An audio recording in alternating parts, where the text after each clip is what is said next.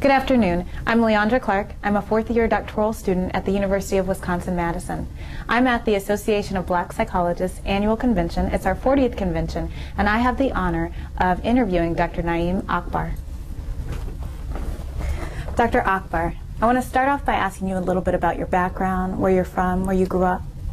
Okay, I grew up in Tallahassee, Florida. Was born and reared there. Attended the Florida A&M College, as it began lab school, from K through 12.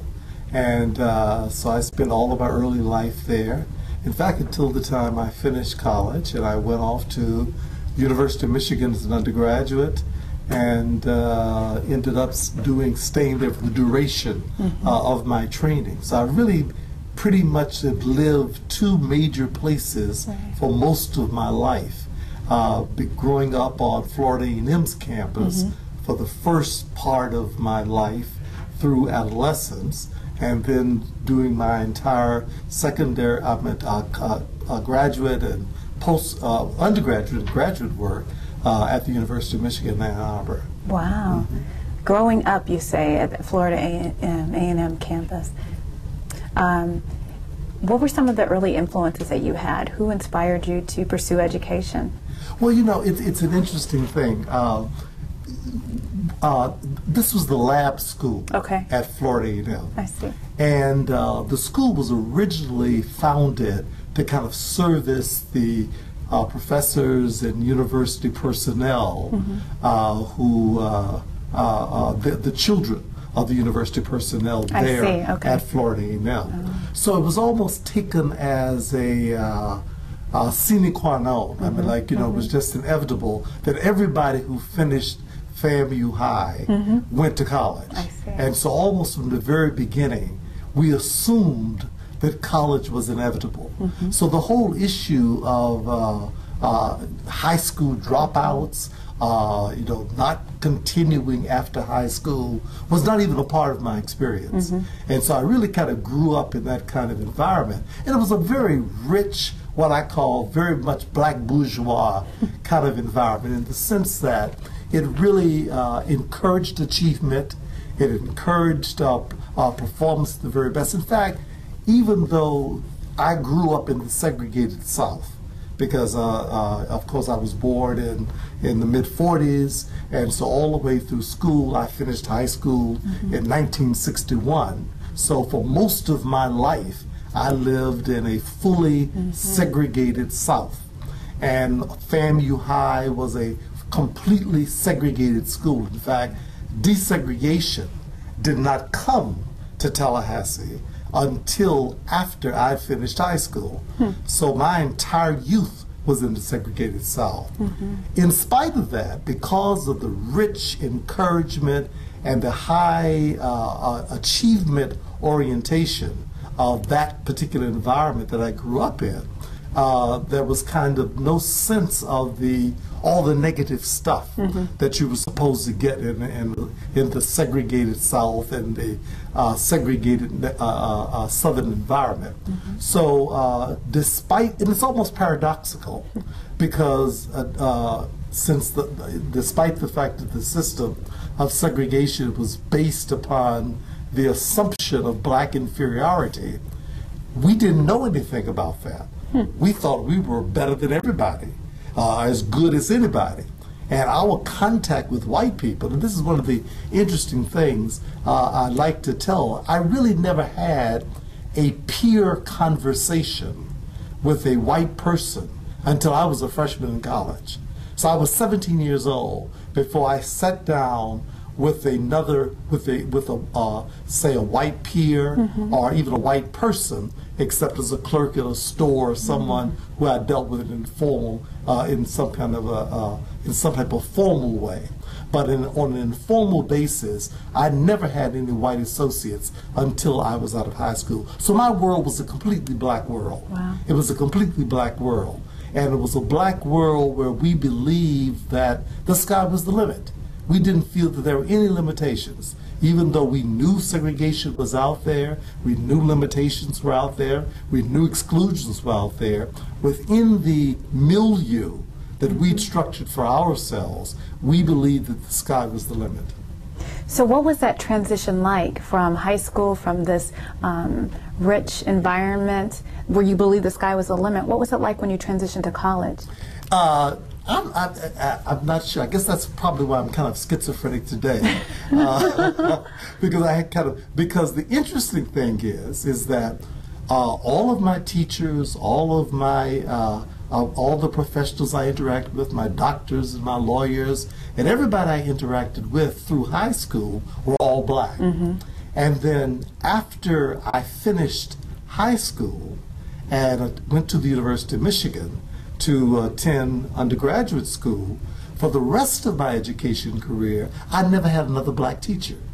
So for the entire 9.5 years of undergraduate and graduate work at the University of Michigan, I never was exposed to another black educator. So it's interesting. It's it's almost as if my life was created in this completely dichotomous form, with the first half being in an exclusively black world and the second half being in a completely white world. Interestingly enough, despite the kind of radical shift from one extreme to the other, I always will believe that the kind of foundation of confidence, high expectation, belief in academic excellence, belief in my own capabilities that had been taught to me in the very supportive environment of growing up in that black world, where everybody I saw who were high achievers, professors and doctors and lawyers, as well as drug addicts and everybody else, in my church, in my community. I mean, like, we had the whole gamut of the black community. So the whole notions of black inferiority never got inside my head.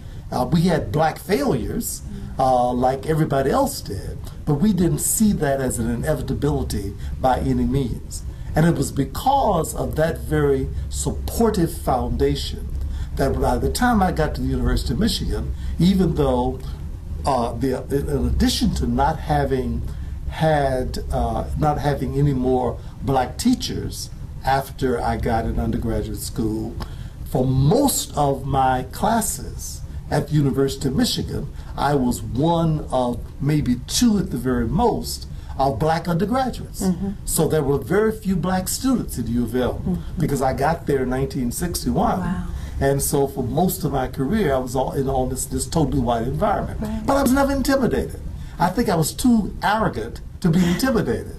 But the arrogance was the arrogance of the confidence that I'd gained by being raised in a very nurturant black village that did not take failure, that it was not even considered as a possibility. So during this time away from home, away from Florida, it sounds like you took with you this pride and esteem, but what were other sources of support that helped sustain you since you were away from your home? Oh, well, the good part about it is that the reason people always say, well, how do you end up way up at the University of Michigan? Well, my father was living there, and I used to spend the summers with him during the time that I was growing up. So I lived with my mother's, my primary residence in Florida, but during the summers I'd always go up to Ann Arbor to visit my father. And so he was living in Ann Arbor, he was a postman there, and so he provided kind of weekend support and the network of him and my stepmother, mother, and her family, who all were residents of Ann Arbor, provided kind of like community support outside of the university community. So I had ways to sort of tie back in, and so even though I'd never felt particularly isolated there, I did have kind of extended family outside of the university environment. And Dr. Akbar, I guess just backing up for a moment, what made you choose psychology? Why psychology? I didn't really choose it initially. From the earliest time I can remember, my aspiration had been to be a pediatrician. I remember that in fact, at some point, I think I saw the early kind of records they kept in elementary school. And in third grade, they said, "What do you want to be when you grow up?" And I said I wanted to be a baby doctor. I didn't know what a pediatrician was at the time. I wanted to be a baby doctor. And all the way through high school, that was my aspiration. And it was only after I got to U of M and took freshman chemistry that I said, no, I don't want to be a doctor. If I have to take freshman, if freshman chemistry is giving me this many headaches, I'm sure I'm not cut out to be a doctor. And but there was something in my aspirations that I did want to be a healer. And I mean, the way that I phrased my desire to be a healer was in terms of wanting to be this baby doctor. I don't know where that actually came from, because actually, as I grew up, there weren't pediatricians in our communities. I mean, we had general practitioners, and the general practitioner did everything. He was the surgeon, he was the pediatrician, he was the obstetrician, he was all kinds of specialists. So, but somehow I'd got this notion of wanting to be the baby doctor. And and in fact, my decision to go to U of M as an undergraduate, in addition to having spent those summers there with my dad, was this idea that if I could go to University of Michigan as an undergraduate, I would increase my opportunities to get into their medical school. So I was thinking way ahead. Early on, I mean, from a freshman, I already was seeing myself in medical school, beginning undergraduate school. And so I said, if I can go to University of Michigan's undergraduate school, that would make it probably easier. Little did I know that I would end up there in a graduate program, and the graduate program turned out to be in psychology, because after that freshman year, by the way, I didn't flunk chemistry, but that was the hardest worked C I got in my entire career. I mean, I had to work for that C. But you passed, and that's important. I passed it, exactly. But it also was the handwriting on the wall. The chemistry was not, the chemistry and the biological sciences was not my calling. So I then, so in my sophomore year, when they asked me to declare a major, I said, oh, I don't know, psychology. And I decided to major in psychology. And the interesting thing is that I didn't like most of the undergraduate work that I did in psychology. It was completely different from what I thought it was, because my image of psychology was to, again, become a healer, and also this curiosity, I wanted to understand myself better. And so that was this kind of introspective interest that I had as a fairly morose teenager, very reflective, you know, that I spent a lot of time, thinking about me and understanding who I was and that kind of thing. Excuse me. So it was kind of like the narcissistic interest of wanting to understand me better that led to that, as well as wanting to tie that in with this aspiration to be a healer, And but in spite of the fact that I didn't like most of the undergraduate courses in psychology, what I kept in mind was this vision of eventually being a psychotherapist. I mean, that's how I saw psychology, that I would eventually be able to be a counselor, to be able to help people, to be able to do that healing thing that was a part of my early kind of aspiration in wanting to be the baby doctor, Where did that come from? Who did you model that after? I don't. It came from the ancestors. I mean, it was just a part of it. There was no one in my experience. I like to tell people, I really never saw a black psychologist until I got my PhD and looked in the mirror. And I said, well, damn, there's a black psychologist. That was my first experience. As I said, none of my undergraduate or graduate training, all of my training was with white psychologists. I never even saw a black psychologist until after I had a PhD. and then I'll get to that later, just in terms of the beginning of my career. So it was really an aspiration that wasn't modeled by anybody who I knew. It's just sort of like what I knew by reading.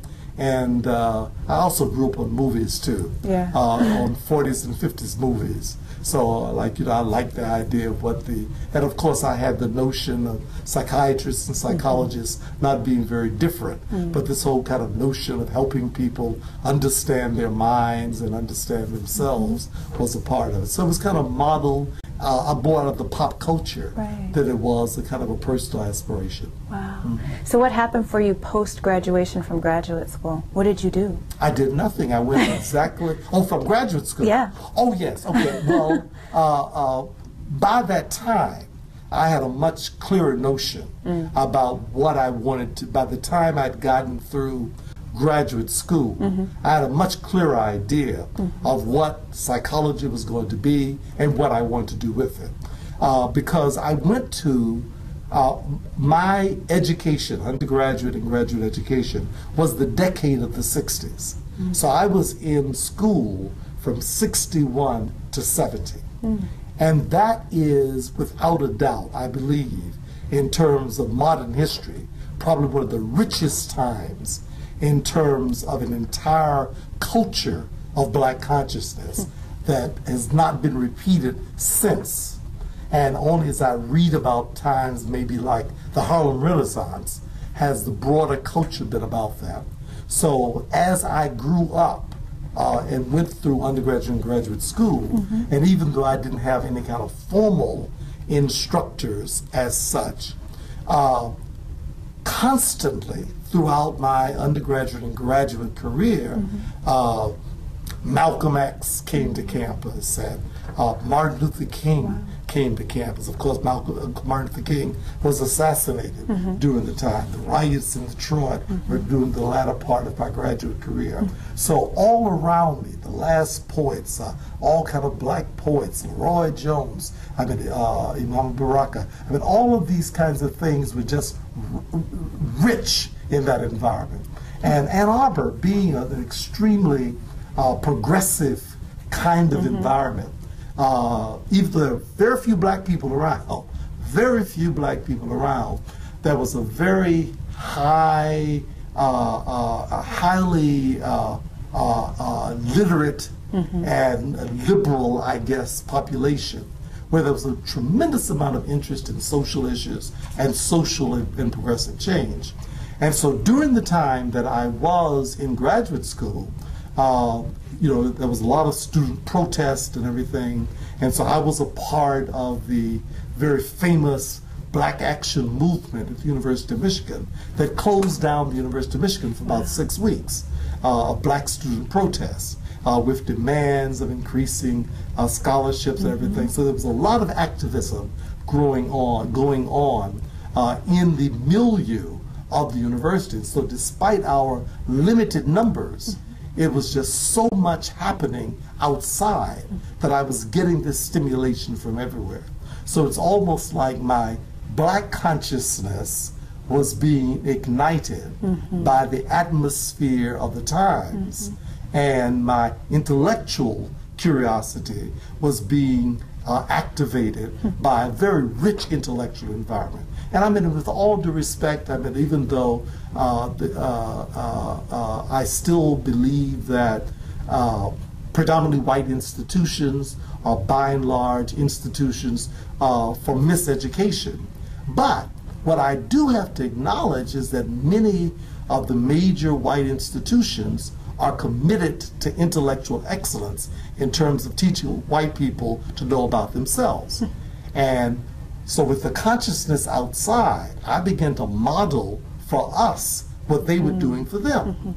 And so if they then were committed to a certain kind of intellectual inquiry, if they were committed to a certain kind of intellectual critique, if they were committed to somehow defining the world from their point of view, I began to model that and say, okay, if white people can do this, if my professors are doing this, they're coming up with theories defining why it is that white people do what they do, then my work should be about doing that for black people. And certainly towards the end of my graduate career, that became increasingly a part of the kind of interest of what I wanted to do with psychology, to somehow be someone who became a healer, helper, developer, activist, an intellectual scholar, an activist scholar, for black people. So when I came out of the University of Michigan, I was determined to go and give service to the black community. And one of the interesting things is that I was actually recruited by Emory University in Atlanta. A part of, let me backtrack just a second. One of the interesting things is that I've been constantly faced with this problem of dealing with our, what I call neo-slavery institutions. Historically black colleges, black churches, all of our institutions, even the early days of ABC, tend to be institutionally dysfunctional in many ways. In later years, I have come to think of them as being the fact that we're kind of out of practice in running our own organizations. And even though the heart is willing, many of them are very much dysfunctional. Now, I say that as an analysis and a critique because I really had applied to want to teach at Morehouse when I was finishing graduate school. I sent them an application that somehow they never got. Now, I was determined to get to Atlanta. So I wrote and had one of my professors to somehow send an inquiry to Emory because I was going to get back to Atlanta. I'd gone on a research project during I guess about my fourth year. I was ABD. I was doing research for my dissertation. And I traveled with the research team to historically black colleges and universities. And the most exciting thing for me to be was to go and get back to Atlanta and see all these black people after nearly 10 years in Ann Arbor with all those white people. And it was just like I'd come to paradise. I mean, it was like I died and gone to heaven. So I was determined that I wanted to work in Atlanta, Georgia. And so the excitement of doing that led me to apply to Morehouse. And so when they didn't respond to my application, then I applied to Emory. Emory brought me in for an interview. And a part of the negotiation with Emory is that I agreed that I would, consider coming to Emory, but I would like to have the opportunity to do some adjunct work at the Atlanta University Center. And they said, oh, we can arrange that. We'd love to have that kind of arrangement with the Negro School across town. Well, when I got it, so while I was interviewing at Emory, they arranged for me to meet the acting chairperson over at Morehouse, by the way, who was a white lady, which was another paradox, and to meet with the dean over there as well. And I told them my interest, and they said, oh, we'd love to have you here. In fact, the white acting chairperson, Faye Goldberg, I'll never forget her name, she says, we've been looking for a black psychologist. I said, well, I sent an application in. I sent my resume. Like I've sent on 2 different occasions, I mailed it. And somehow they never got it. I don't know. To this day, we don't know what happened to it. And so, so in our conversations, she said, we would love to be able to hire you over here. And I said, well, why didn't you respond? Well, I, young and naive. But the long and the short of it is that I actually defected on my offer from Emory and actually took a full-time appointment at Morehouse, for which Emory University has never forgiven me, and actually went to Morehouse to work full-time. And then after a year there, I became chairman of the department, and the rest is history in many ways, because that became, I think, probably the richest growth period of my career, because I really determined at that time that more than a clinician, I really wanted to be a kind of a teacher and a scholar in terms of psychology. And the kind of interaction I developed with the extremely bright and excited and enthusiastic students at Morehouse and Spelman, the brothers and the sisters there. And this was, again, this is the early 70s. And so the students were just very excited about learning. They were just thrilled at having a young black professor coming in. I was only 26 years old, so I was closer to their age, as even though I had a PhD, than I was to my colleagues. So my students became my peers and also my students simultaneously.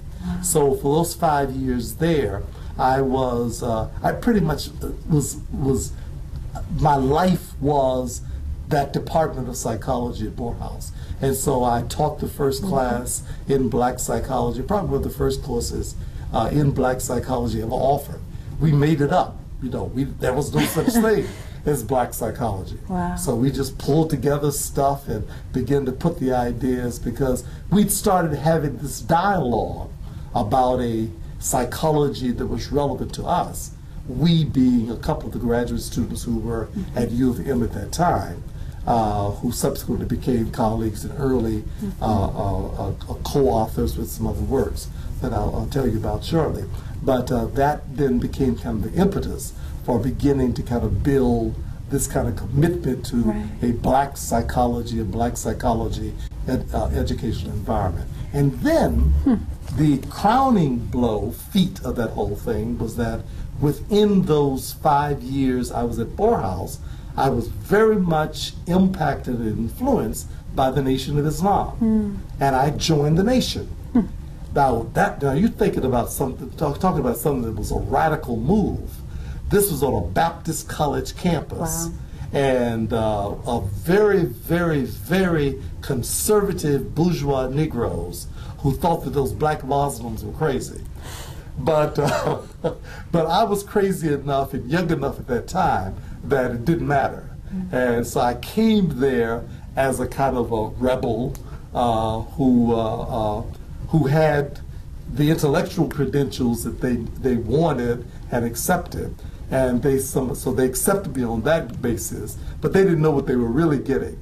So, but I joined the Nation during the after I was there for about 3 years, and eventually left Morehouse to go work with the Nation about 1976. So, Dr. Akbar, when did A.B. Psy enter the picture? Early on, right after I completed my graduate training.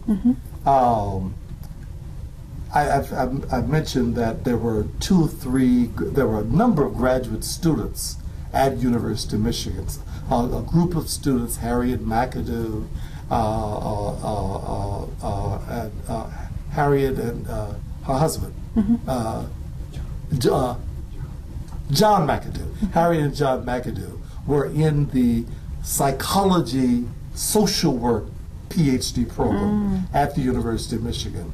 And probably the most influential person was a young man who had done his coursework at Iowa State University, and then he came to U of M to do his dissertation research. His name was Phil McGee. And Phil McGee was from California, crazy West Coast craziness. I mean, like, just the complete opposite from like a little bourgeois Southern conservative boy that I was. But in the context of the 60s and so forth, I mean, he really kind of like turned me out, if you will, in terms of like being a very outspoken, militant kind of person. But also he was extremely bright and was already beginning to think about,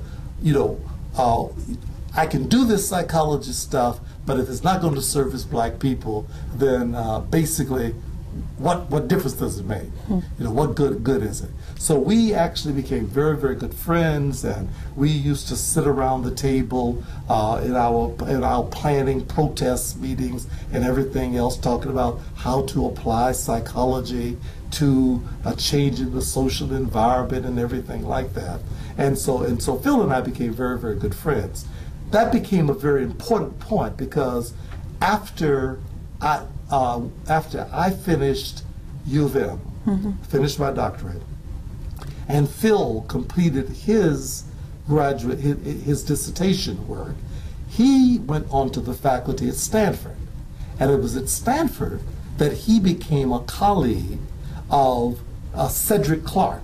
Cedric Clark was teaching in the social psych program at Stanford University, and one of their graduate students, who was a kind of a returning graduate student, was Wade Nobles. Okay. And so Cedric, Phil, and Wade Nobles, you know, began to sort of like have this kind of dialogue in seminars that they were having, which was kind of carrying on the conversations that Phil and I had started having at the University of Michigan about this whole concept of beginning to look for black excellence and to understand something beyond the whole idea of what's wrong with us.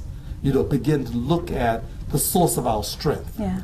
And in fact, Phil and I, we came up with this concept when we were in during the time we were in Ann Arbor, that got somehow, I don't remember, it was a newspaper article or something like that, and we referred to what we call nigger brightness, you know. Okay. And the fact that in spite of all the kinds of things that have happened to us, black people were shrewd and capable of dealing with all of the oppressive environment and all of the kinds of things with that.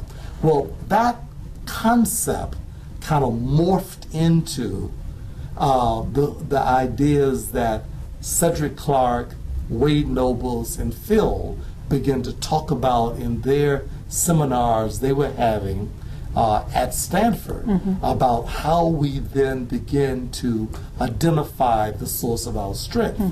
And from that conversation, and by my kind of long distance communication with them and interacting with them, we began to sort of hypothesize this whole notion that our strength really came from Africa.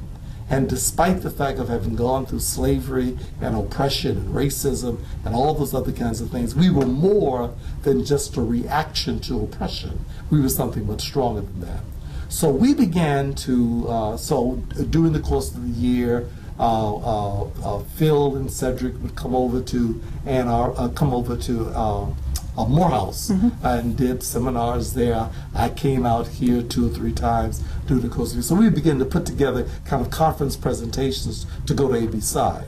So I guess it was probably 1971 that the 4 of us did our first kind of ABSI presentation in Detroit. It was either 71 or 72, I'm not sure. That we did our first kind of panel discussion on African psychology.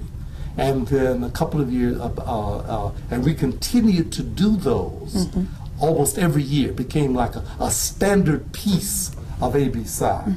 The elders of ABSI thought we were kind of crazy talking about this African stuff. It was a little radical for ABSI in those days. And we subsequently did a piece that actually was eventually published in the first issue of the Journal of Black Psychology that was called Voodoo or IQ, An Introduction to African Psychology. And so that kind of like really kind of introduced that paradigm. So really it was Wade Nobles, Phil McGee, Cedric Clark, and myself who kind of like gave birth, if you will, through our conversations and our conference presentations at ABSI to that whole kind of notion of what African psychology was really all about. And interestingly enough, certainly looking back now, 38 years later, 38, 39 years later, I had no idea that AB Psy would become my intellectual home. I like to boast about this. I retired from Florida State this year. So in many ways, my formal career as a psychologist was terminated this year. I finished it this year. I never have attended a meeting of the American Psychological Association. Wow. I never went to one. Phil never went to one. Wade has attended a couple of them early on. But we saw AB Psy as being the legitimizing professional organization for what we were about. Because we decided early on that we were black psychologists. We had gone through white institutions, we had white PhDs, we had done all of that, we had mastered those kinds of things. I mean, we were authorized to be psychologists. I like to tell people all the time that when I got my PhD, I asked them, the day that I defended my dissertation, I said, "Is this degree irrevocable?" And they said, "Yes." I said, "Are you sure that it cannot be revoked?"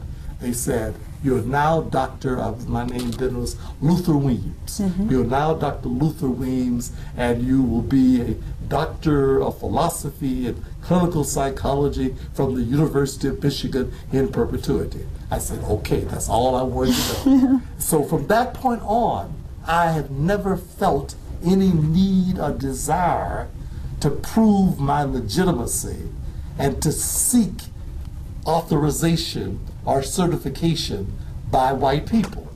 And so I've never been interested in going to APA. I had a subsequent job down the road some years later.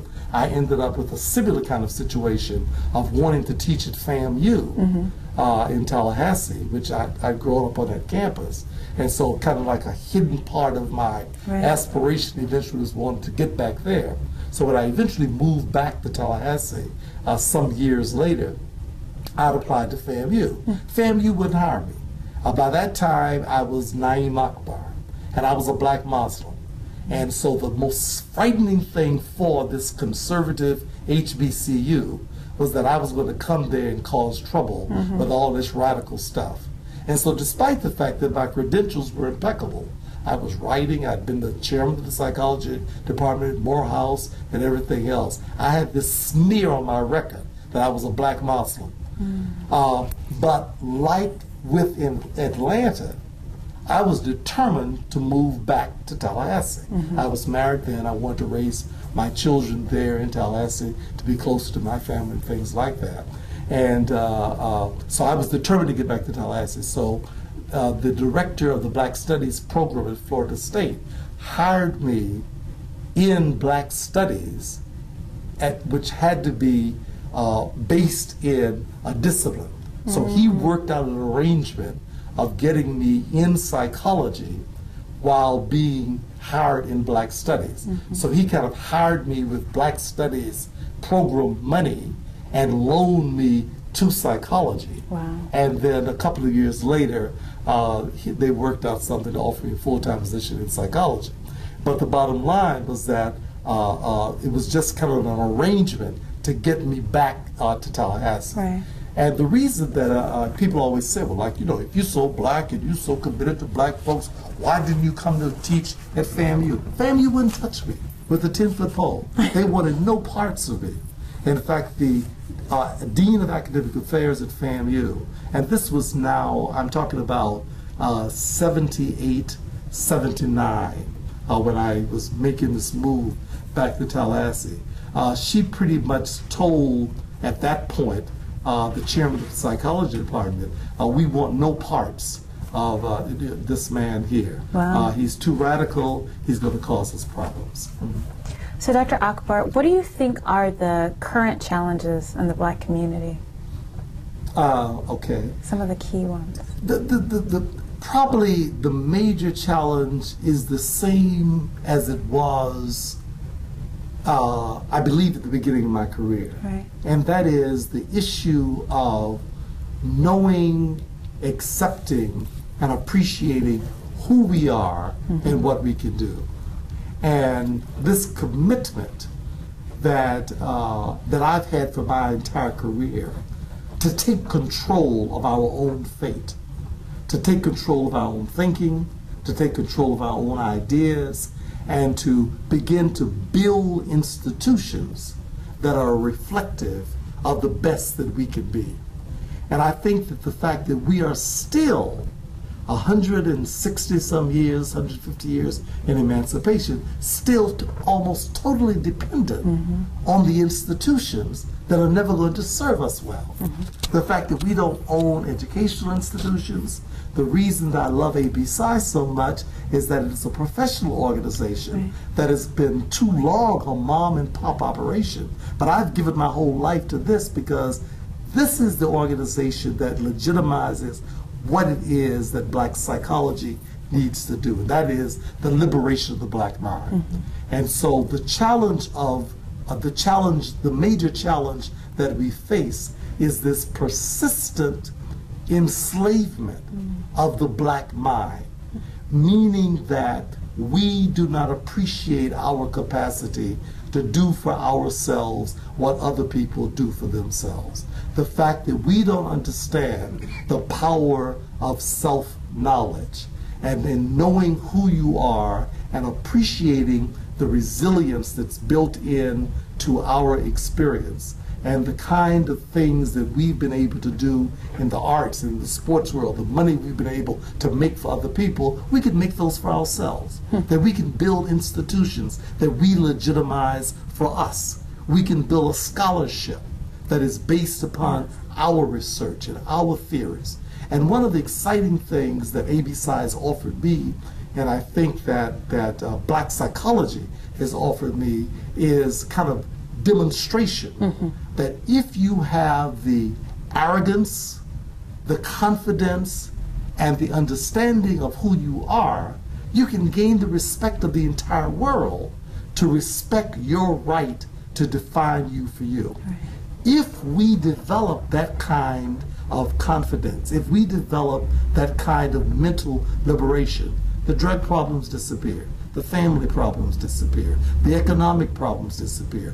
Every problem that we face, I see as being symptomatic of the persisting psychological enslavement that we face as a people. So I see those problems that are defined as social problems, the health disparities, many of the other kinds of issues that are a result of racism. All those things are real. They're real, but they are really symptomatic. I believe that we can master the health disparities if we have our own healthcare operations. I believe that we can master the high school dropouts if we then can begin to take responsibility for educating our own children. Because if we begin to teach our children who they are, they will begin to develop the strength and the commitment and the motivation to stay in school. We have a history of excellence. If our children can learn that, they can stand for that. If we can then begin to build the kinds of treatment facilities, mentally, physically, and spiritually, to begin to build our communities, I believe that we can take control of our communities. If we begin to understand how to support our own institutions, I believe that we can find the resources that we need, even in spite of racism. And I'm not naive at all. I don't believe the racists have gone to sleep. I don't believe, as some people believe, that we've transcended race or anything like that. Racism is alive and well. But what I do believe is that in spite of racism, we can master this whole situation. And so the challenge that we still face is how do we gain and maintain a sense of our own power and our own capability and our own competence so we can remake the world in our own image. Wow. That's very profound, Dr. Akbar. And so, thinking about the current political climate, what are your thoughts about Barack Obama? I have mixed feelings. Okay. On the one hand, I believe that it represents a real accomplishment in the sense that the kind of political empowerment that we've been able to demonstrate to make it possible for a Barack Obama to be where he is, it really represents, for me, empirical evidence of what I was saying about the power that we have. Right. And that's exciting for me. The fact that after all these years, after the Fannie Lou Hamers, after the Shirley Chisholms, after all the people who've died within my lifetime for the right, James Meredith, Martin Luther King died for the right to vote, we've actually been able to overcome all of that resistance to the point that we have someone who very likely is going to be the next president of the United States. And I think that token and that indication of our power is absolutely, for me, just an awesome image. However, at the same time, my misgivings is that we still live in a messianic mentality. And I fear that there are very unrealistic expectations about what his presence in that position really means. And I believe, unfortunately, that we confuse presence with power.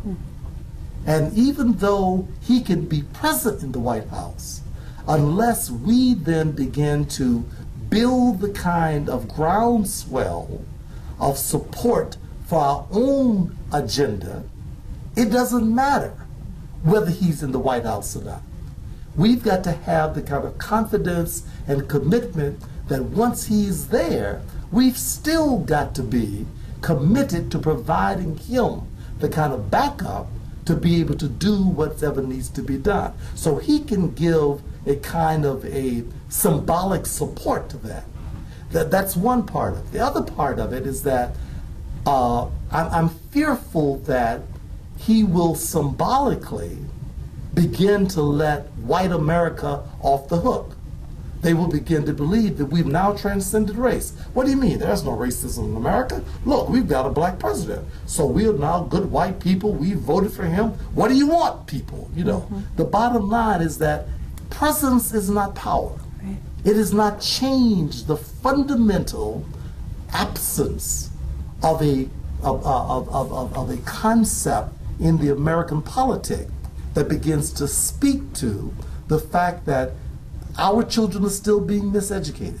We still don't have a return on the resources that we own. So I guess that the mixed feelings that I have is that at the same time that I applaud and I'm excited about the symbolic significance of what he represents, I simply am I'm somewhat terrified that we may get lost in the symbolism, because I've seen us too often do that. And we have too often somehow let the symbol come to serve as a substitute for the substance, and the kind of compromises that you have to make when you're still playing in someone else's play. Right. Is the kind of concern that means that rather than being a statement of our progress, it may put us back from where we are. And one of the indications, a symptom of that was the whole conflict between Jeremiah Wright. That when he stood up to say what the agenda of the black community remains, what the agenda of the black community is, regardless of what how Barack Obama had to disown his connection to that in order to somehow play the political game. And my concern is that even if he's elected, he will continue to have to play political games. And so the fact that he had to throw his mentor under the bus in order to maintain the respect of those of that mixed group that had come to offer support, for me kind of begs the issue of whether or not the messianic hopes that we have and what he can bring really will resolve our problems. Well, we shall definitely see soon. We'll know. We'll know. In closing, Dr. Akbar, could you just share kind of your hopes for ABSI and the future of black psychology? Oh, another 40 years to get even better than this.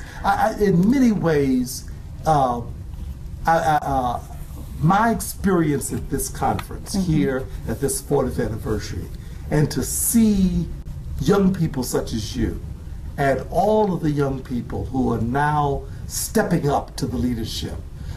My student from Morehouse is the president-elect.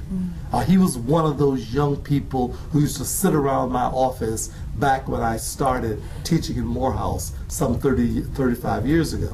And he now is the president-elect.